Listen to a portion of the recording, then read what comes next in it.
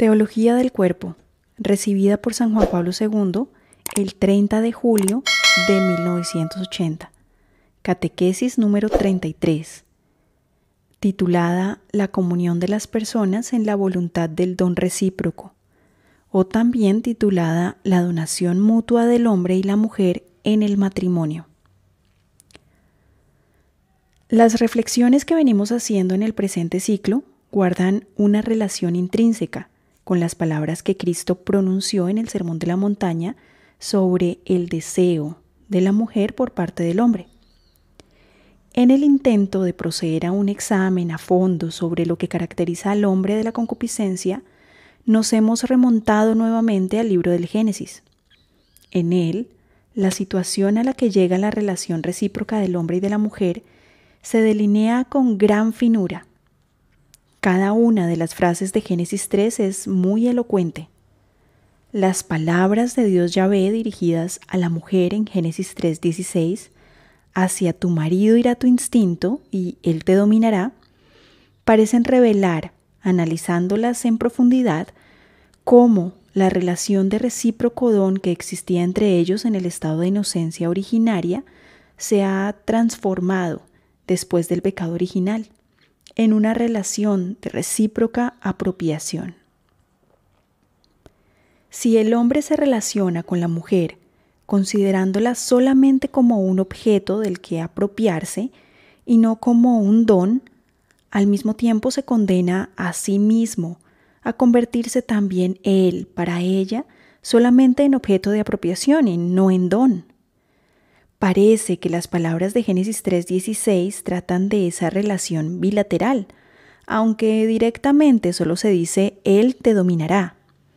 Además, en la apropiación unilateral, que directamente es bilateral, desaparece la estructura de la comunión entre las personas. Ambos seres humanos se hacen casi incapaces de alcanzar la medida interior del corazón, orientada hacia la libertad del don y el significado esponsal del cuerpo, que le es intrínseco.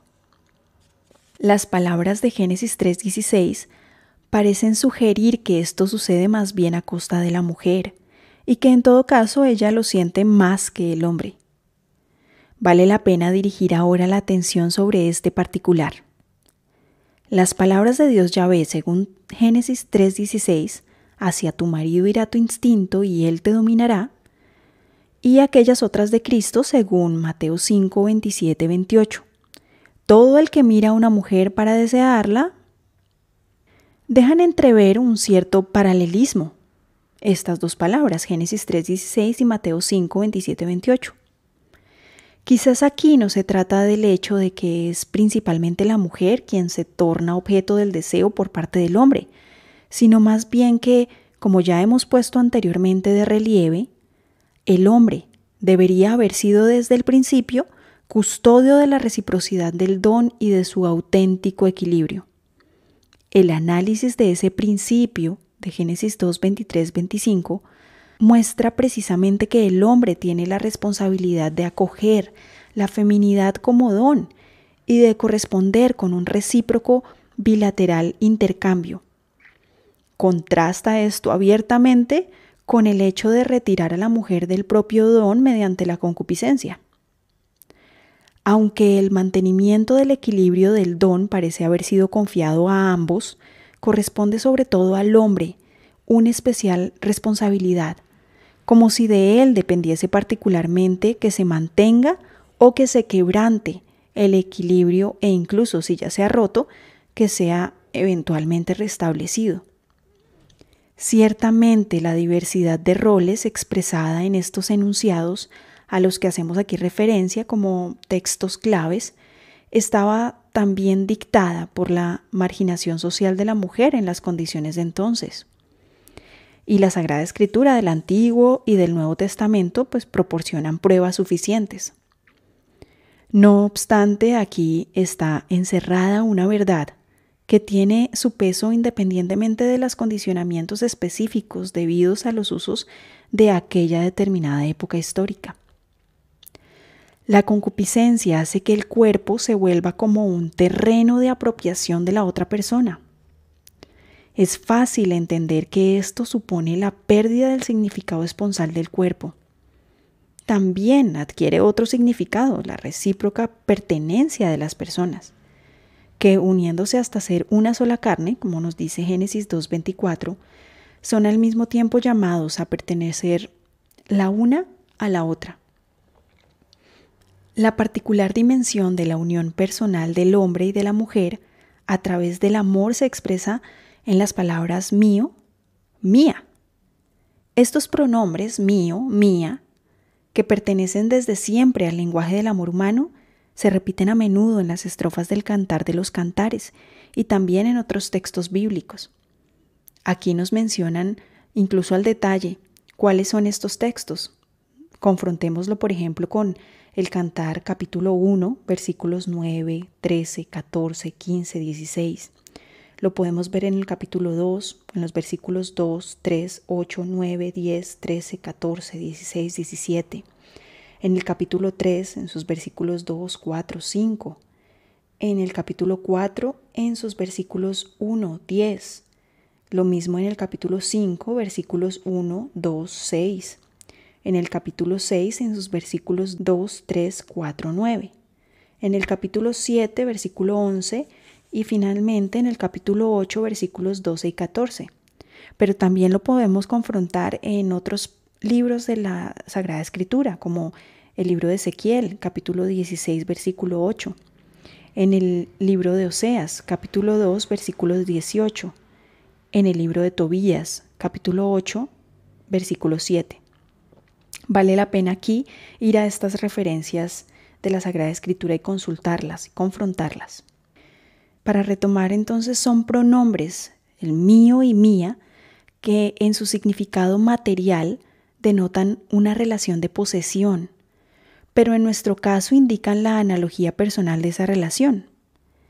La pertenencia recíproca del hombre y de la mujer, especialmente cuando se pertenecen como cónyuges en la unidad del cuerpo, se forma según esta analogía personal. La analogía, como es sabido, indica a un tiempo la semejanza y la carencia de identidad, es decir, una sustancial de semejanza. Podemos hablar de la pertenencia recíproca de las personas solamente si tomamos en consideración una analogía así. En efecto, en su significado originario y específico, la pertenencia presupone la relación del sujeto con el objeto, relación de posesión y de propiedad. Es una relación no solamente objetiva, sino sobre todo material. Pertenencia de algo, por tanto, de un objeto, a alguien. Los términos mío y mía en el lenguaje eterno del amor humano no tienen este significado. Indican más bien la reciprocidad de la donación, expresan el equilibrio del don, es decir, aquel equilibrio del don en el que se instaura la recíproca communio personarum. Y si ésta se instaura mediante el don recíproco de la masculinidad y la feminidad, también se conserva en ella el significado esponsal del cuerpo. En verdad, las palabras mío, mía, en el lenguaje del amor, parecen una negación radical de la pertenencia en el sentido en el que un objeto, cosa material, pertenece al sujeto persona. La analogía conserva su función mientras no cae en el significado antes expuesto. La triple concupiscencia, y en particular la concupiscencia de la carne, quita a la recíproca pertenencia del hombre y de la mujer la dimensión que es propia de la analogía personal, en la que los términos mío y mía conservan su significado esencial. Tal significado esencial está fuera de la ley de propiedad, fuera del significado del objeto de posesión. La concupiscencia, en cambio, está orientada hacia este último significado, el del poseer. El paso ulterior va hacia el gozar. El objeto que poseo adquiere para mí un cierto significado en cuanto dispongo y me sirvo de él, lo uso. Es evidente que la analogía personal de la pertenencia se contrapone decididamente a este significado.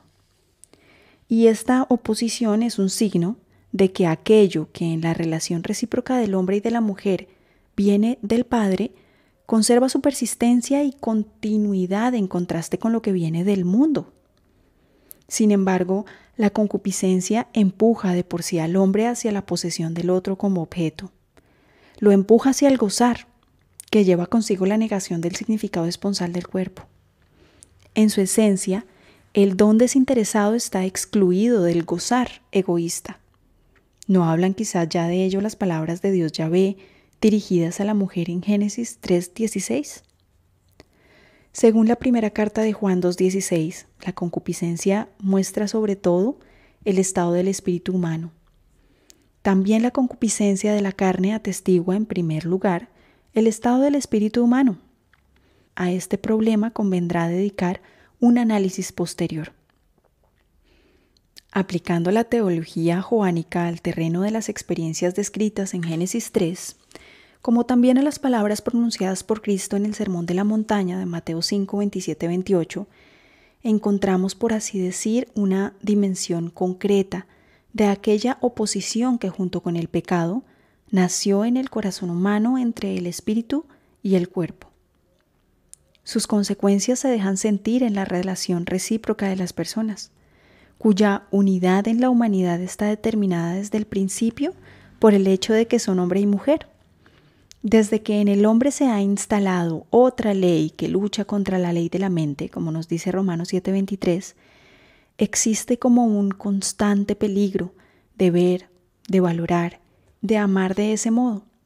Y así el deseo del cuerpo se manifiesta más potente que el deseo de la mente.